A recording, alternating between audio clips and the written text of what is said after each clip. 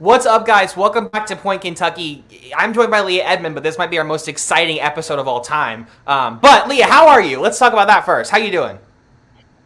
In the words of Craig Center, it is a great day to be a Wildcat. It That's how I'm feeling.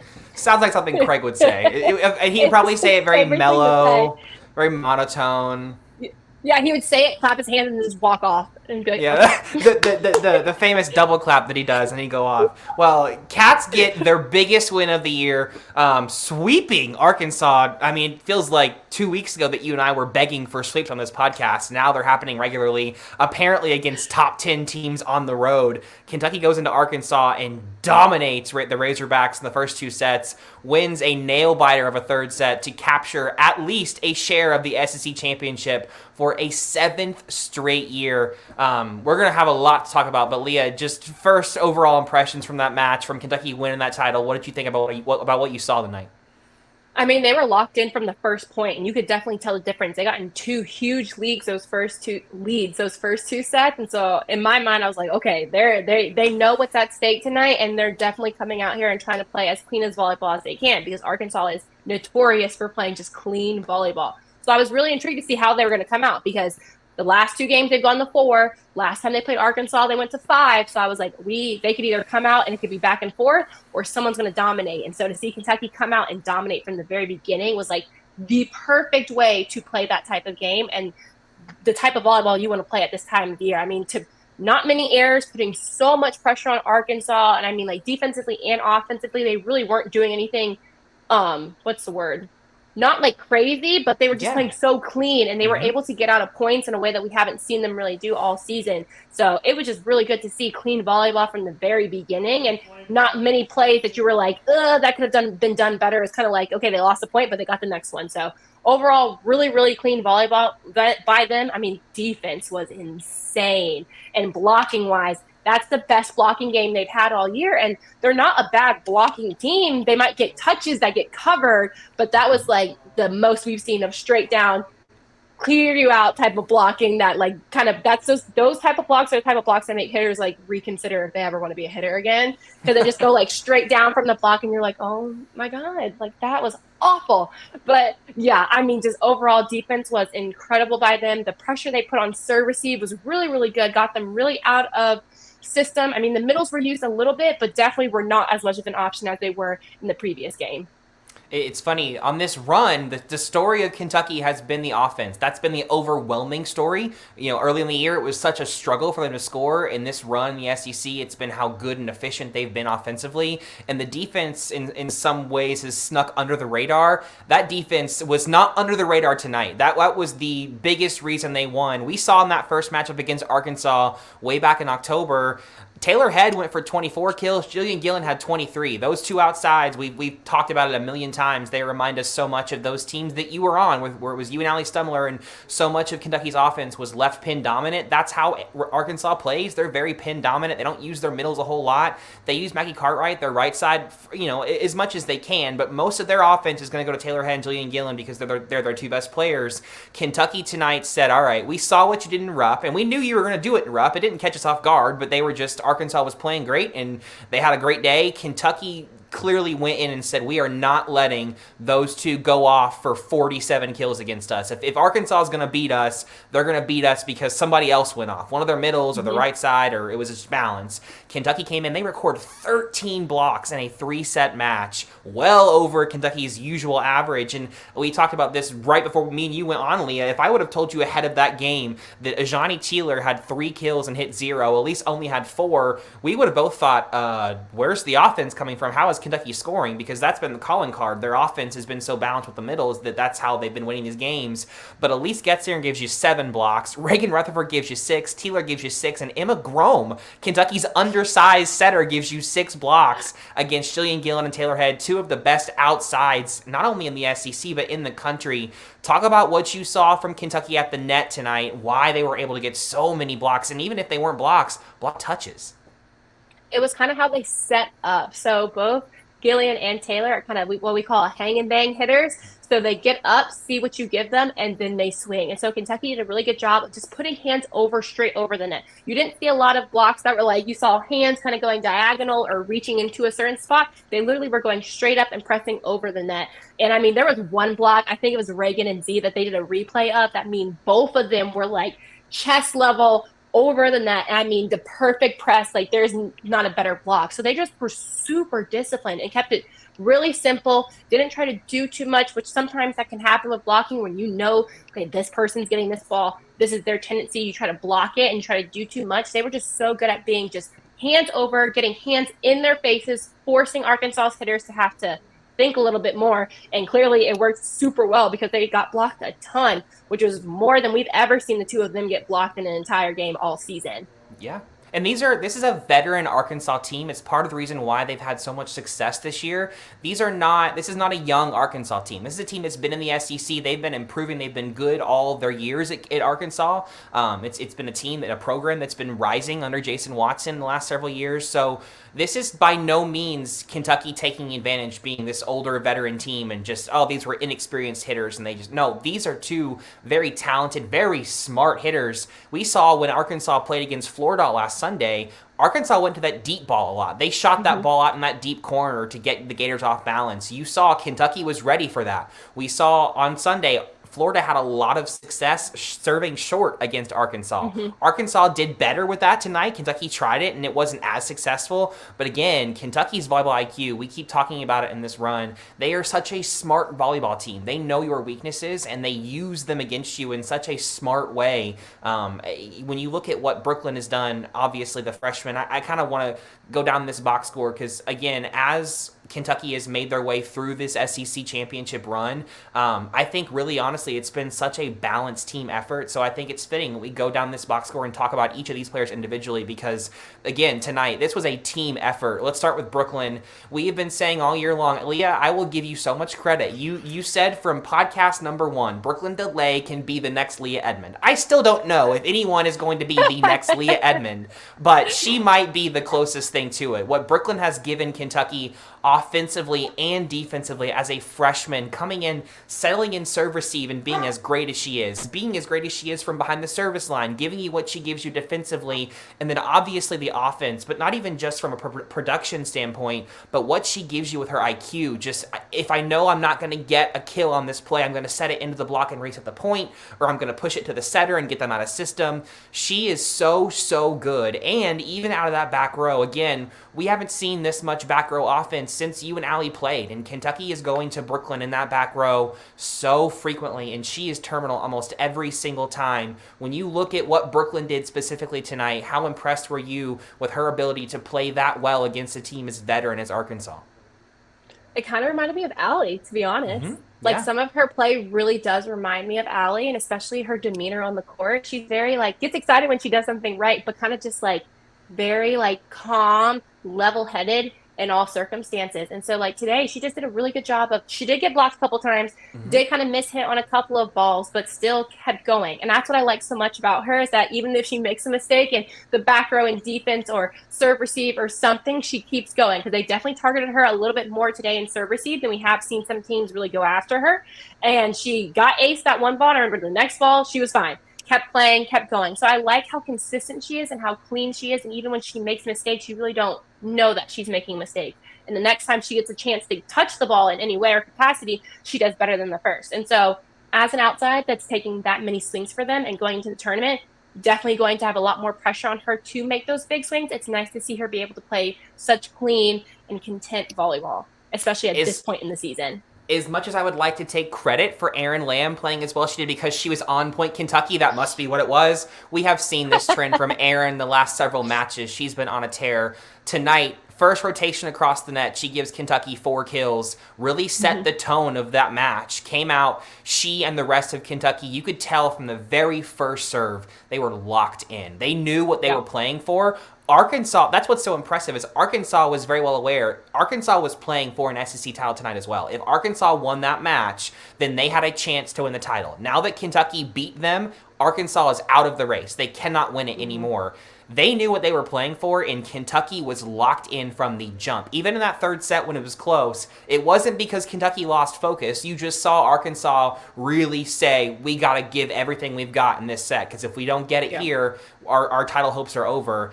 This is a team that Erin Lamb, again, she didn't play most of the year until recently. She was just being used as a reserve if Megan Wilson wasn't playing well. The job that she has done stepping in recently to start tonight, she gets the game that the championship clinching point on match point, crushes that overpass down, finishes with 12 kills, only 2 errors. Again, early in her career, we kept talking about, Erin, she just has a tendency to be error prone sometimes. We're not seeing it as much. And we talked about it with her on the podcast on Sunday in that match after Missouri, the out-of-system balls where you're like, you're not going to swing at that. You're just going to tip it over. You have no business swinging. And that, again, Eleanor Bevan sets her another set from the back of the court. In Arkansas, I think they committed like half a block to it because they're like, well, she's not going to swing at that. And she crushed it. And it was a beautiful kill late in that third set that helped Kentucky tie it up eventually and then obviously get the win. The job that Erin has done as Kentucky's L2, I can't say enough good things about it, Leah. Anything you want to add to that? I mean, she looks a whole lot more confident. We saw like the first half of the season, she kind of struggled a little bit. You could tell when she was thinking. I knew like the exact moments where she started thinking about what she was doing too much.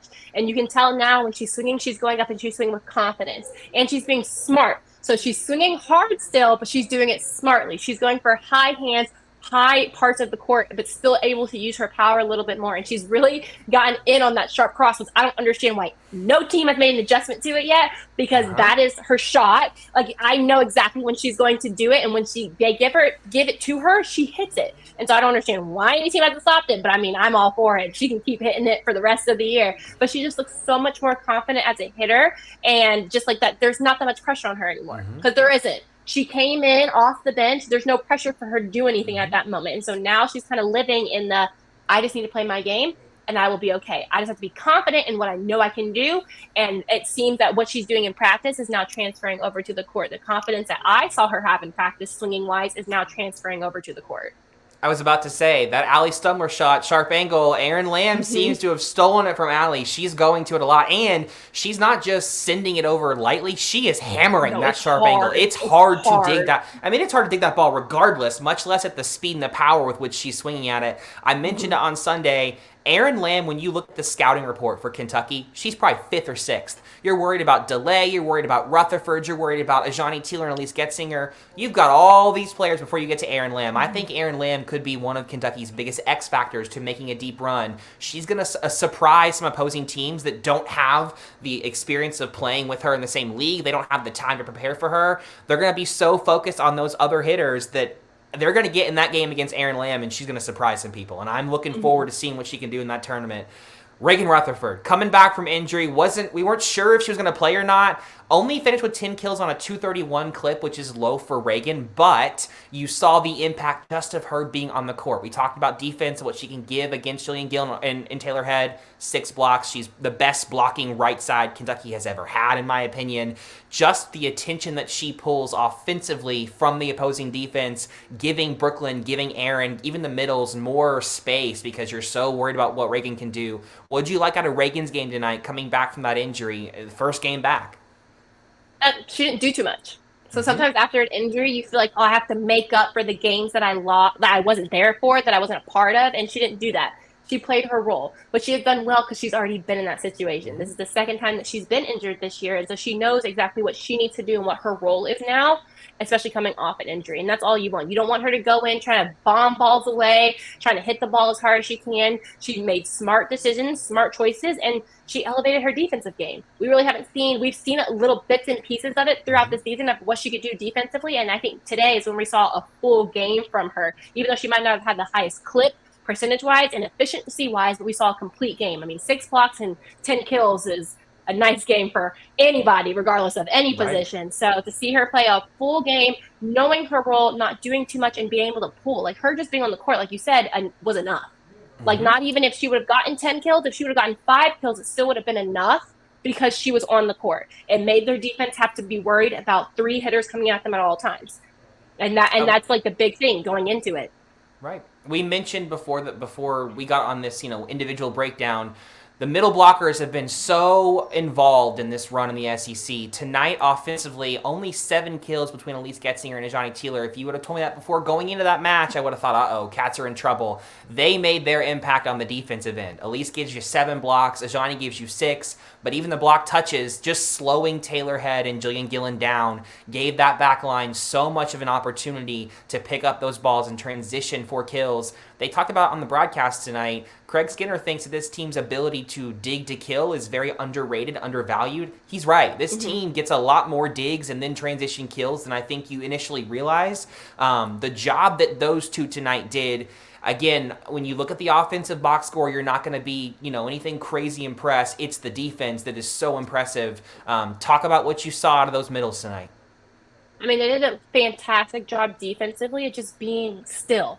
They were still, made great reads. Like, they knew majority of the balls were going to the pin, but sometimes when you know that, you have a tendency to cheat over there and maybe not make as good of a move as you could when you're just straight up reading. But they did a good job of not reaching over Emma, because that can be a tendency, especially with the 2 outsides that Arkansas has, of knowing that they can hit all types of range, and their coaches are definitely telling them to hit over Emma to not try to overcompensate. They were just really, really good. Clean. I just can't say it enough. Everybody was so clean. And even when they made mistakes, it didn't feel like they made mistakes because they came back and did something good as well. And so to see them, both of them have been very much offensive. We've only talked about offense with them a lot. To see the defensive side of the game, it can only, in my mind, has me imagining what would happen if we got both of those things at the same time.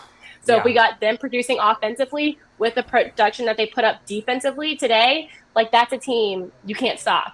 Like, to be honest, because if you have your middles doing that and then you have already, your pins are already firing on all cylinders, there's not many teams in this country that can stop that right now. And so to see their defensive pressure come into play literally 1 game before they're about to start the tournament is really good too, because we know what they're capable of. And that defense has to be a part of the game now when you're getting into the tournament time, because you're playing all different types of offenses, all different types of teams that you have not seen before. It's different with your SEC teams because you know these coaches. You know how they run their programs. You know how they run their offenses and defenses. Now you're getting thrown into maybe mid-major school that you've never seen before that has 5 girls under 6 foot hitting at you, but they're super, super smart. So to be able to see them play full games or seeing both sides of their game is really exciting going into this tournament time.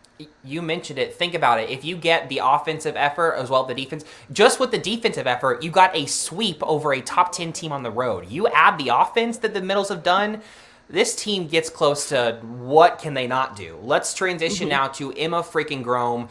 In my opinion, the uncontested SEC Player of the Year again. I don't know how you don't give it to her. Currently leading the entirety of the NCAA in assists per set. We look at what Kentucky was early in the season with the offense, not being able to kill the ball. And you look at where Kentucky was in the box score, their stats were very, very low in that regard. If you look up Kentucky nationally now, somehow they're now in the top 5, top 10 of offensive statistics, and that's including how bad they were in the beginning of the year. That means Emma's been that good, and this team has been that good late in the season that they're able to overcome the bad stats with enough good stats to get back in the top 10 nationally. That is just an unbelievable testament to how great she has been in her junior campaign. We have talked about it almost at nauseum. The job that she has done stepping into the hole that Madison Lilly left when she left Kentucky after that title. I don't know any other players that could do that. I mean, there was a big concern with Kentucky 2 years ago when Madison Lilly left. Who is going to step in and fill that hole? Madison Lilly leaving was a big, big, big hole to fill, and Emma has been outstanding. She gives you 36 assists tonight on a near triple-double. 6 blocks, 7 digs. Again, as an undersized setter, directs the team to 271 hitting, but only 13 errors, again, against an experienced Arkansas team. Top 10 team on the road, only 13 errors. I mean, again, the job that she has done. What makes her such a good setter, Leah? Well, she makes really good decisions, first of all. So sometimes you see some setters will try to force a ball to someone, and you can tell ooh, that you tried to really get it to them and you probably shouldn't have. She makes good decisions. That's the first thing, because sometimes I think we forget about how much decision-making setters have to do. My mom mentioned it during the game. She was like, I couldn't be a setter because they just make too many decisions. You have to see too many things, and they really do. And so she makes such great decisions of where to send the ball depending on what's going on in the rally, because there's sometimes I'm like, ooh, send the ball this way, and then she does it. I'm like, oh, yep, that was the play. That was where you were supposed to go to that person. And also she's really gotten so much better at being deceptive.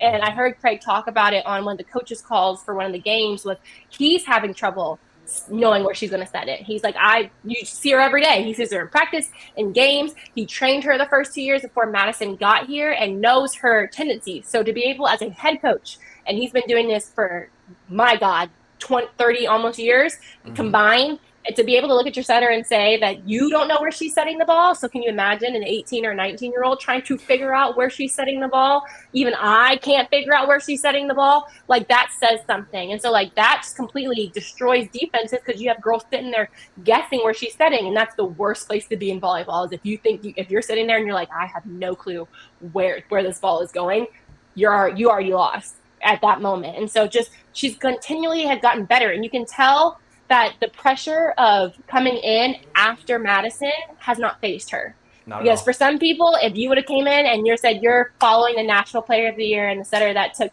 Kentucky to its first SEC championship and national championship, that would scare a lot of people. But she has not, she's doubled up on that, but she's done it in her own way.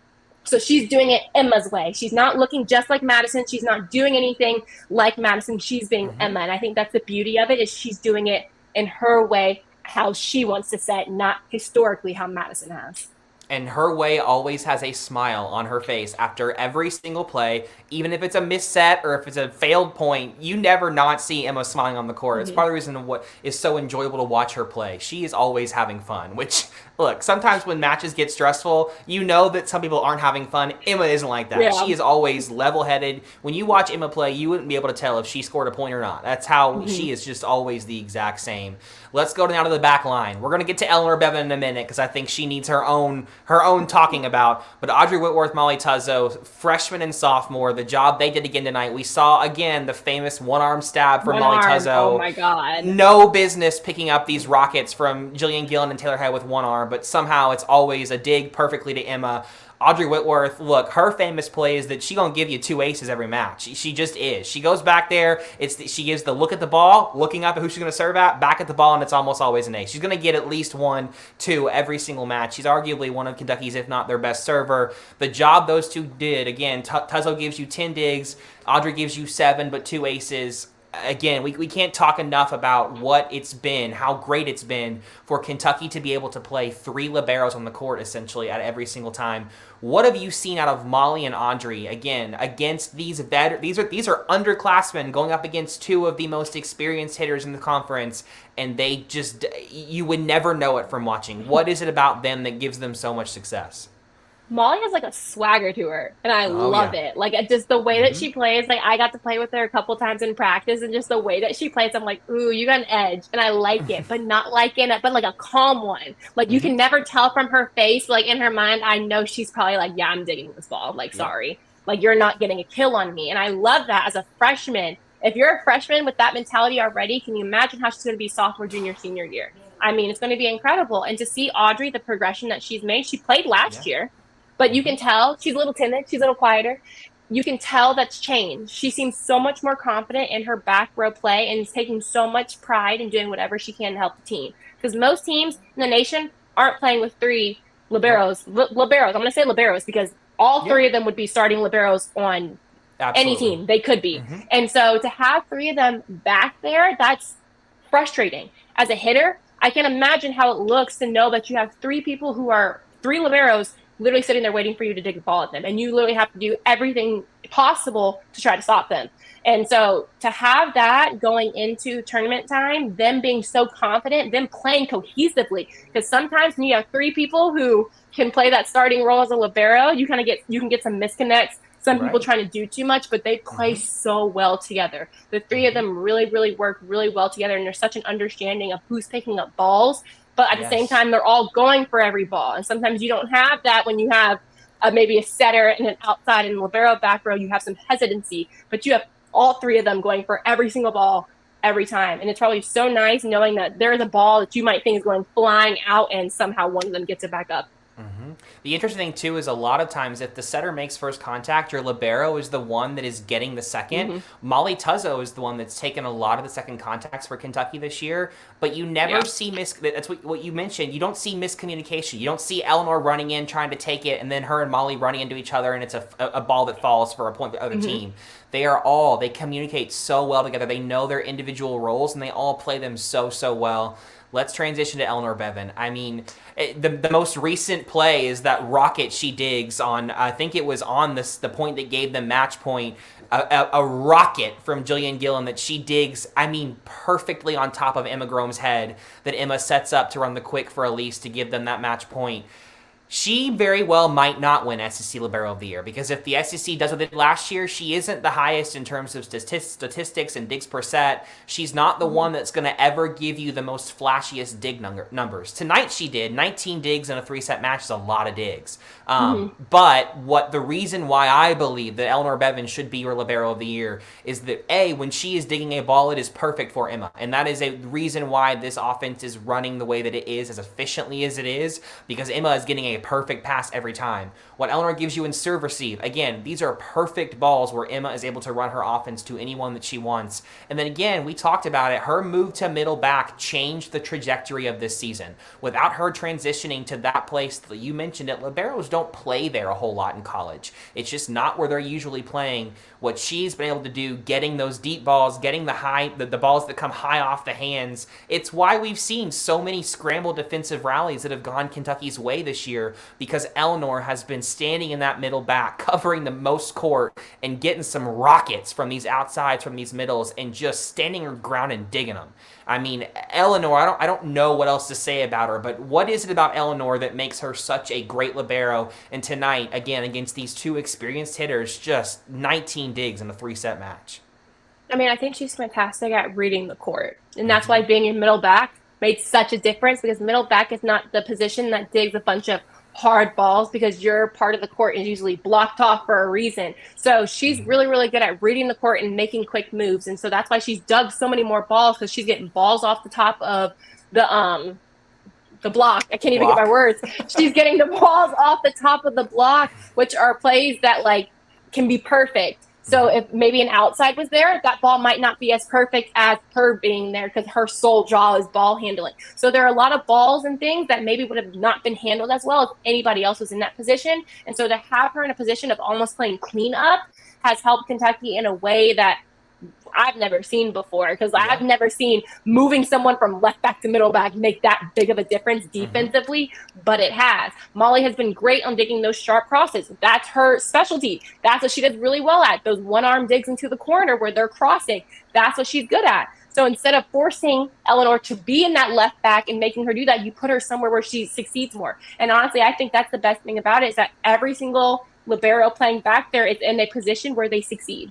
So she was playing so much better in the middle back. She's in a position to succeed. Audrey's playing right back. She does fantastic, being able to pick up and play defense behind Emma because of how many people target her. And Molly is great at getting those shots off the block and digging sharp cross. They're all in their positions to play their best volleyball. And I think at that point, it makes their life so much easier, and she gets to dig because she gets to relax. And I mean, serve receive wise, she's fantastic at running the court, knowing when to take people's balls, when to let people pass their own, and when to take over for herself. So I think all around, she's playing great volleyball, and it does suck that statistically she might not get it, and that really sucks, because Kentucky's winning because of her play, but statistically she's not comparing to Missouri's libero, who's digging 5 balls a set, which is still insane of a number. But I'm going to take a team winning and being on a 15-match winning streak than a stat, and you're middle to last in the SEC. So it's up to coach's discretion, which you never know how that goes. I've had my feats with that, but she definitely deserves it. And if she doesn't get it, that doesn't define her junior year.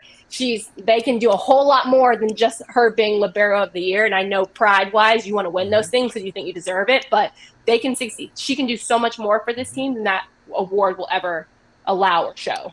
I thought she should have won it last year, and she didn't. And if this is the result of her not winning, how much better she is even than last year, then maybe you don't want her to win it if you're a Kentucky fan. Because if she can somehow get even better next year, you might want her to just go, don't give it to her. Let somebody else have it. They wouldn't like it if they knew we were talking about it. But we have to finish with talking about the job of this coaching staff, Craig Skinner and the rest of the staff, starting the year 2-6. Me and you on this podcast saying they have the talent, they just got to put it together. At some points, I even started to question, like, I know they have the talent, but are they going to put it together? This is a really talented SEC this year.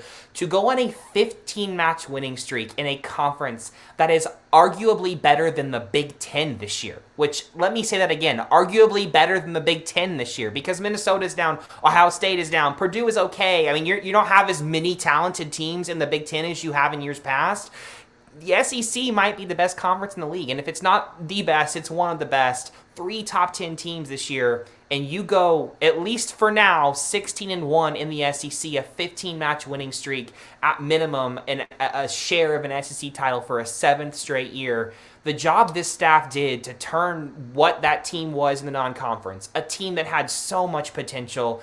We saw flashes of what it could be, but getting them to do what they have done is an entirely different story, especially in a league this year. Again, we've talked about it before. I think sometimes we get, if you're a fan, you look at the name of the team, and you think, well, it's Tennessee, it's Arkansas. They're not perennial powerhouses, but those are really talented teams. Those are still teams that are going to be seeded, hosting top 10, top 15 teams in this tournament.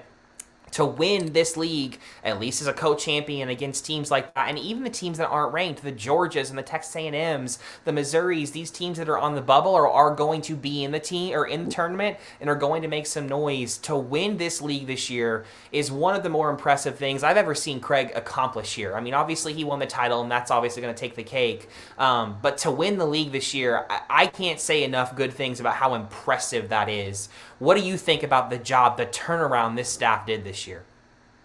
I mean, it does start with the conference, and I have to mention, like, the SEC is not a bad volleyball conference. Like, Right. even when I was there and you didn't have a bunch of ranked teams, we lost to some of those teams that were at the bottom of the SEC just because the SEC is so good. It has always been good. It just doesn't get the attention that the Big Ten or maybe the Pac-12 gets because we don't win a bunch of national championships, which means nothing. But the job that the coaches did, it reminds me of my time at Kentucky, because Craig is one of those, like, I know what we can be. Like, I know what's coming. Just, like, wait. Like, I just know. We just gotta work it through. Because, I mean, the year we went undefeated in the SEC, we started 0-3.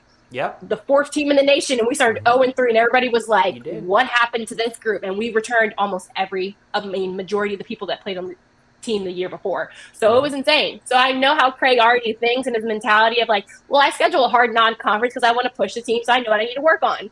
Because that's exactly the mentality. You went 2-6 going into SEC. You knew exactly what you needed to fix going into SEC season. You fixed it.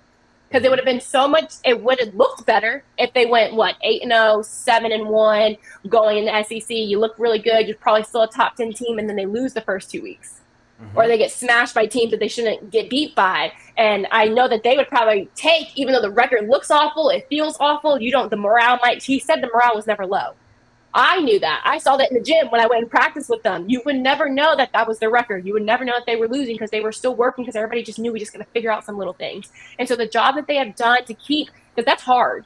Like, I don't think people realize how hard it is. You're controlling a bunch of 17, 18, and 19-year-olds, women with a whole bunch of emotions, and you're losing right now, and you're trying to keep them under control and not have them freak out and lose their minds and wonder why things aren't going the way they're supposed to. To keep that under control, to keep them still working through that, just shows the job that they've done. And you have technically 2 new people on the staff. I mean, we know who Madison is, but this is her first time coaching. Right. And you have Ben, first time coaching in the collegiate game in the States, which is a whole lot different than Canada. And so to have new pieces and still be able to figure things out, because I know it was a learning curve, you have new things, new terminology, new ways of playing, to be able to figure that out and then go on a winning streak. Yeah. Not just winning more games, not just being over 500. You went on a streak of winning 15 games in a row. The discipline it takes to do something like that, I mean, it's only us and Nebraska. Kentucky and Nebraska are the only 2 teams that are on that big of a winning streak right now, and that should say something. It's not an easy thing to win that many games in a row at all. It's not easy to win 2 games in a row, let alone 15. And so to be able to keep the focus of all the girls, keep the mindset of, what this team can be, and we just got to wait it out. We got to just roll with the tide, was commendable. It's amazing to see, and to be able to roll like this, like this into tournament time is like the peak. because you want to peak in November. You don't want to peak in September. You want to peak in November around Thanksgiving time, because that's when things start to matter. That's when you need to make a push to the committee that you deserve to be there. Craig has been as even-keeled all year long as you will ever see him. Even in September, when I was talking to him after those pit matches where they lost, he was always, we know what we've got. We know that if we just keep going, we've got it. He knew what this team could be. And like you mentioned, that's a testament to him, his coaching, and his staff to know and to still have confidence in a team when they're losing, they're struggling.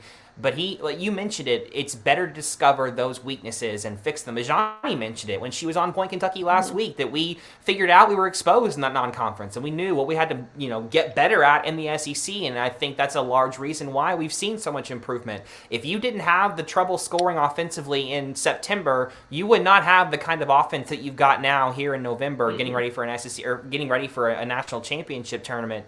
The job they have done, I've said it, I think this might be, you can argue, Craig's best coaching job at Kentucky. Again, arguably the COVID winning the title, that might take the cake over anything. To win a title during the middle of a pandemic is pretty hard, pretty impressive. But to be able to take this team that was, again, 2-6, 3-7 early in the year and turn them around into a SEC championship team, a team that in the NCAA tournament, they're not going to get one of those top 4 seeds because of their early season record. But you better have a strong argument to try and convince me they are not a top 5 team in the country right now. They will not be in terms of ranking, obviously, because, again, of that early schedule. But when I watch a lot of college volleyball, I do not see 6 teams better than Kentucky right now. I just don't. You put Kentucky against any of these teams that we're seeing play, Georgia Tech, Louisville, Pittsburgh, Stanford, Wisconsin, they're going to compete, and they're going to beat a lot of them. And that's saying something compared to where they were early in the year when they were playing a lot of those teams and losing a lot of those matches. But this team is rolling. One more match of the regular season. They'll get Florida on Saturday. We talked about it. There is a UK-U of L football game on Saturday. I get it. I know. They are going to be celebrating a championship. Kentucky Volleyball is celebrating an SEC championship on Saturday. If they win that game, it's an outright championship. At the very least, it will be a share of an SEC championship. If you are not in Louisville at that game and you are in Lexington, get to Rupp Arena. Let's break it. Craig wanted to break the attendance record at that pit match. Why can't we break it against Florida this is the for an perfect SEC game championship? To do it. It's the perfect game to do it. 40 degrees on Saturday. I'm not even going to the football game, and that's saying something. Your father is on the coaching staff. I have some stake in the game, and I'm going to the volleyball game. Now, granted, I'm commentating. So doesn't matter. That still counts. Doesn't matter. And if you're at the Louisville game, don't be afraid to have your phone out watching Kentucky play Florida. Absolutely. Okay? Pack Rupp Arena on Saturday. At the very least, come watch a great match. Florida is still a very good team. That's not going to be an easy match, right? That's the one thing. You can't let that be a layover. You don't want to come out against Florida and go, well, we already beat Arkansas. We already won the title. We don't really have to. No, you still need to come out. That's another opportunity for another ranked win. I mean, that's another thing to show the committee, hey, give us an even better seed. It's another ranked opponent. Come out, win that title out. You don't want to share it with Tennessee. Who wants to share anything with Tennessee? Come out and win that title outright. Don't let Tennessee have anything. It's not that seeding means something, especially with how volleyball tournament work. If one of those 1 through 4 seeds lose in the first weekend, you could be hosting that second weekend. So it makes a difference to be as close as you can be to that top 4 going to the tournament, because you never know. I mean, upsets have been the thing this year, and I would not be shocked if people get upset going into the first week of the tournament. Even we've talked about that first weekend when you played WKU and they had you all down 2-0. You all were the 4 seed. If you all had lost that match, Nebraska would have, who was the 5th seed that year, they would have gotten that hosting site. So like you mentioned, even though only the 4 seeds get that, all the way to the Final Four, if one of those go down early, and the way the year has gone, teams been losing left and right, that very well could be a possibility. You want to make sure your seed is as high as possible. That way, if a team goes down early, you get the chance to host. And can you imagine hosting in Rupp Arena this year with a chance to go to the Final Four? 2 weekends in a row. I've done it all. Played none at home and played all at home. It makes the biggest difference to be at home. Be comfortable where you're at, because it's your home place. It might feel like a tournament because you can't do all the fight songs and all the stuff that has to do with Kentucky, but it feels so much better to be at home, sleeping in your own bed, not having to travel, being on the same schedule that you've been on all year makes the biggest of differences. Absolutely. And so again, Saturday is a big match for Kentucky. Make sure you are at Rupp. If you are unable to go to that football game, you still have a lot to watch if you're in Lexington on Saturday. Cats are going to be celebrating an SEC championship regardless because they don't just beat Arkansas tonight. They handle a top 10 team, number 9 Arkansas on the road. Arkansas had not lost a home match in SEC play. Hadn't lost a home match since those 2 matches against Wisconsin, obviously the number 1 team in the country at the time. So the fact that they went in there and won, they also finished their SEC road slate perfect. We talked about how much they love playing on the road. Something about the road in this team, they enjoy it. We, like you did, going into other people's arenas and beating them. It was the best feeling. Yeah, for them to, you played Tennessee on the road, you played Florida on the road, you played Georgia on the road, you played Arkansas on the road, and you went undefeated. I mean, that is not an easy thing to do. Again, a testament to this team, this staff, the job they have done. Again, they deserve for Up to be packed. These girls deserve for you to celebrate their senior day as well as a 7th straight SEC title. That title used to run through Florida for decades.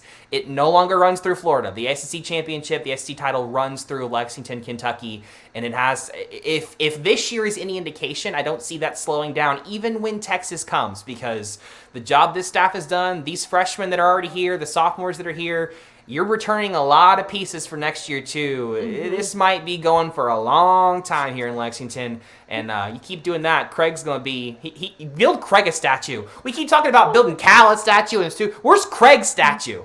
We need to throw that in the memorial plans. They haven't started on the outside yet, so go ahead and throw that in. You are not wrong. Thank you guys so much for joining us. We're going to have one more post-game show of the regular season following that match on Saturday. Hopefully we'll be celebrating a win, an outright title. Hopefully we can grab some seniors to get on the pod. And then we're going to do another show, I believe, after the selection show on Sunday. That is when Kentucky will find out its seed and then its region, what its path to a potential Final Four will look like. We will do a Acing It with Leah that evening to break down how the seeding works, how Kentucky receives a seed, how the NCAA tournament works, because it is a little bit different in volleyball just because of some of the technicalities. So make sure you're tuning in on Saturday for a celebration of a title, but then again on Sunday where we break down Kentucky's path, because we're going to get into some nitty-gritty about Cats. They've got an opportunity here to be one of the best teams in the country and make a deep run into this tournament. We'll see if Craig and company can get a second title. I mean, that would be... That'd be one of the most impressive sporting things I've ever seen. So make sure you're tuning in. Going to be a very busy weekend for Kentucky volleyball, but an exciting one nonetheless. Thank you again for joining me, Leah. Thank you guys for joining us. We will see you guys this weekend.